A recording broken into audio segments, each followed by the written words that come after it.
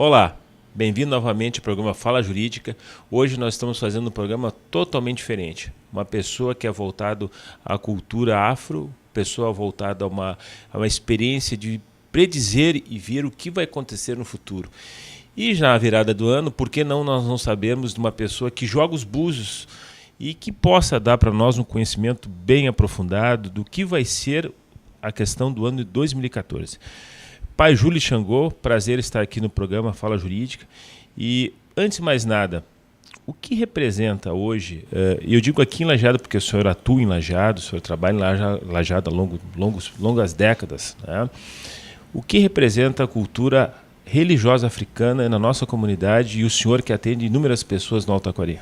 O significado da religião africana, em si, ela é uma religião muito antiga, né? Até mesmo né, pela parte de tempo assim dela em si, contestado em si há 6.000 anos de idade, a religião afro. Então, ela chega a ser mais antiga, né, do que em si a religião católica, né, e até mesmo, né, a religião evangélica, né? Então, para te explicar a religião, né, em si, tu tem que primeiramente senti-la, né?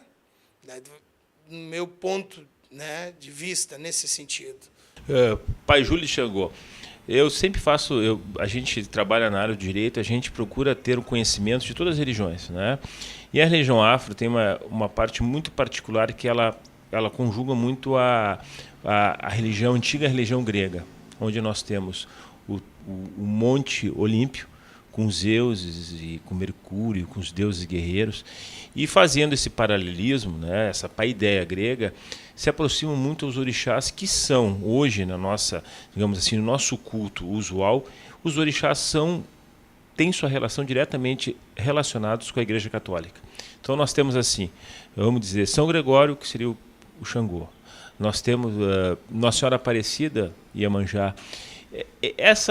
Digamos, essa uniformidade, esse sincretismo, essa relação, nos dias de hoje, qual a importância que tem para o relacionamento de nós conseguirmos ver o dia a dia da pessoa pelas previsões? Como é que o senhor pode dar essa explicação?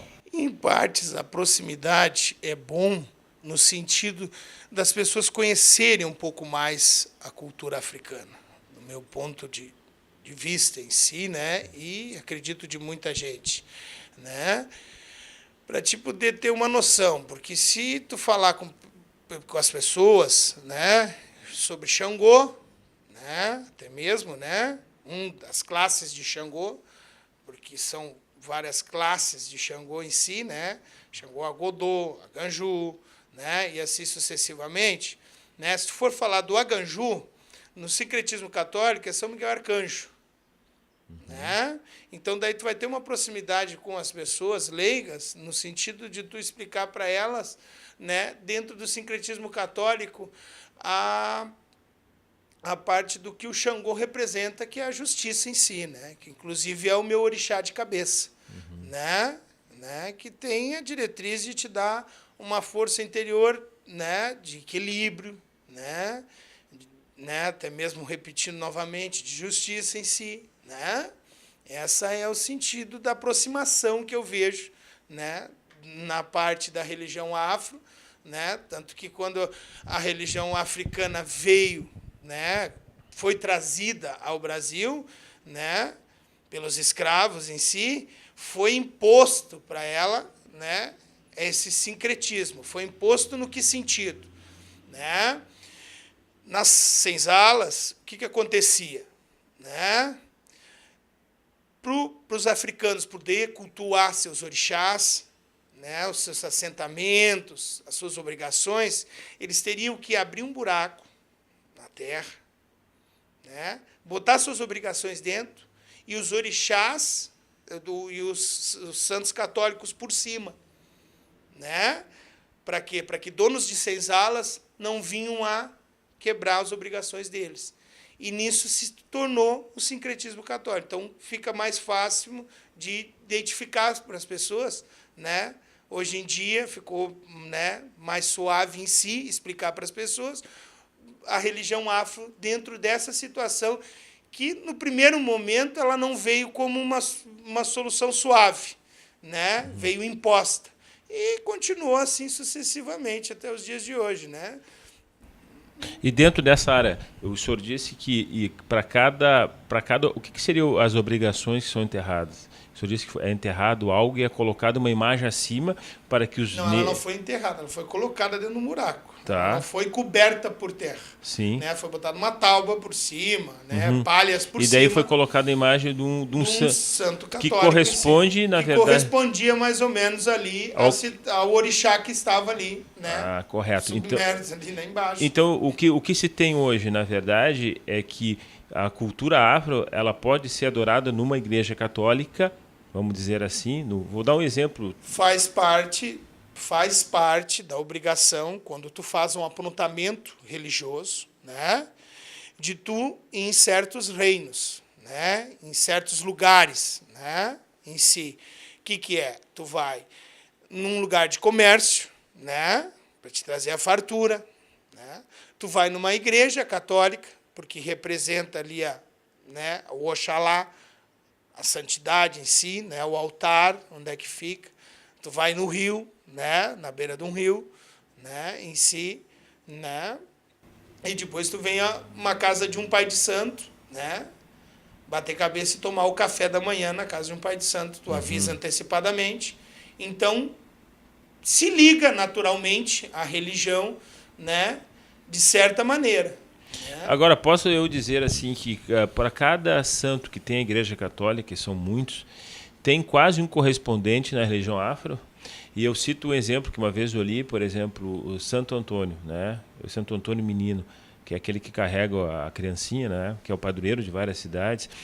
Ele, para a religião afro, é o que se chama Bará, que seria o deus do comércio, que seria o deus do movimento, que seria o deus assim de relação, de andar para frente no mundo dos negócios. Posso eu fazer essa colocação? Está correto?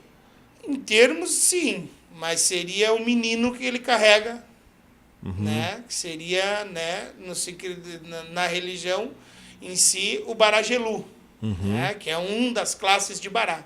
Né? Por ele carregar o menino, então se associa a ele ao Bará-Gelu, que é um orixá menino, que é um orixá criança, né? Que corresponde, né, em si. Daí tem outras classes né? Claro, de si. mas em si, para uma pessoa leiga, ela pode ser dito, então, só para fazer uma coisa bem compreensiva, o orixá pode ser considerado também um santo na Igreja Católica. Eu posso dizer que o orixá seria um santo também? Isso tudo depende da devoção de cada um. Claro. Eu não associaria dessa maneira em si, né? Mas no meu caso... Mas a pessoa que quer ter um contato religioso, né, e não quer ir numa casa de religião, né, numa casa africana, de religião africana, um elê africano, né? Sim. A pessoa pega em si e pode, né, ter a sua devoção, né, até mesmo ali, que vai ser correspondido dentro desses termos. Claro. Acredito eu, não totalmente, mas dentro de termos, sim. Nunca criando uma barreira entre um e outro. No meu caso... Associando, sim. Isso que eu estou dando, uma associação. No caso, eu sou devoto de São Gregório. Na linha africana seria Xangô. Né? Mais ou menos próximo seria isso aí ou não? Acredito que próximo. Próximo. Nós temos hoje, está muito em moda, São Jorge. Né? Que para a religião africana é algum com quase as mesmas características. O senhor confirma essa visão? Aquele que luta contra o mal? Pela parte do guerreiro. Sim. Né? Pela parte do guerreiro em si, né? Porque São Jorge foi, né, um soldado romano. Sim. Né? Foi em si o São Jorge, né? E Ogum, né, é um vencedor de batalhas, é um orixá em si. Na parte de armas em si, essa associação, sim. Né? A parte de cuidar, de combater, dentro dessa associação até dá para combinar uma situação ou outra, né? E que a gente vê muito hoje... foge muito dentro, me desculpe, né? Foge muito dentro do parâmetro religioso, assim, se distancia um pouco, se tu for associar, né? Porque se tu for buscar as caracteres dos orixás, né, há sim uma diferença, né? Mas tu pode ter uma aproximação, evidentemente, de um ao outro. Existe essa aproximação, até porque o leigo e o telespectador não conhecem muito bem, e nós temos visto, principalmente na cultura africana, de uma maneira em geral, tá? Ela foi muito descriminalizada. Né? A gente vê ainda nos dias de hoje, né, rituais que deveriam ser feitos de forma natural e assim não são, muitas vezes é corrigido pela polícia ou a discriminação social. Por isso que eu procuro fazer esse paralelismo do sincretismo religioso para as pessoas entenderem. Porque é uma religião do bem. Né? Todas as religiões são do bem e elas são usadas de forma equivocada. A gente vê muito isso nos países do Oriente Médio. Né? Mas não é o caso do Brasil. Mas hoje, Pai Júlio, voltando principalmente no nosso cenário aqui em Lajeado, no Alto Taquari, e aí a razão de nós fazermos esse programa. Né? Por quê? E como se sabe ver o futuro ou predizer o que as coisas vão acontecer? Porque se tem noção que todas as religiões têm uma coisa de ver o que é o futuro. Ou pelas rezas, ou mesmo com pessoas que vão por mensagens espíritas. Por que hoje nós temos a religião afro, né, com uma característica muito própria que a gente vê que são os búzios? Por que tem essa qualidade de se ver o futuro? E quem são e quem pode ver, no caso o senhor, né? Como é que o senhor teve essa preparação? Foi fácil? Como é que o senhor chegou para chegar a esse ponto? Eu posso ver certas coisas que vão acontecer no futuro.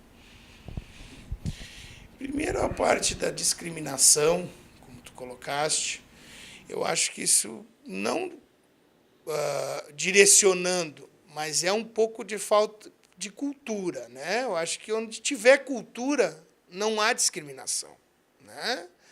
Porque daí tu entende, né, todas as religiões em si. Nós vivemos num estado laico, né? Então, o que as pessoas têm que ter assim em si é conhecer para daí poder ter seu ponto de vista. E o que as pessoas costumam fazer é não conhecer e sim se posicionar contra, né? E aí que entra a parte discriminatória. Né? A parte da preparação religiosa, isso, né, tem as situações de tribos, né, que vieram através de pessoas, né, que desembarcaram no Brasil, que vieram da África, que trouxeram seus ritos em si. Tem diferença de uma casa de religião para outra no sentido de quê? No sentido que por separá-las por tribos, uma é Jeje, né, que o telespectador pode não entender, mas é como se tu denominasse, né, Lajeado, Estrela, né, uma cultura diferente de um lugar para outro. Então, dentro da religião foi assim. Cada um tem o seu tipo de preparação, cada tribo. O Jeje, o Jexá, até mesmo a Umbanda, que é muito conhecida, porque ela se misturou muito com o catolicismo. Né? Eu já sou de Cabinda, né? Que é uma religião um pouco mais africana, tanto que a gente canta em Urubá, né, para os orixás da gente. Né? Urubá, que é uma língua morta, uma língua africana em si, que já não é mais falada, né, em si, mas para te comunicar com os orixás, tu tem que saber, pelo menos, né, cantar de Bará Oxalá para te ser um babalorixá, né, um zelador de orixá. Né, porque a gente é um zelador de orixá. Pai de santo é mais uma coisa popular. Tu é um babalorixá, tu é um zelador dos orixás. Né, e por isso tu tem que ter uma conduta de um zelador de orixá. Né, até mesmo em si.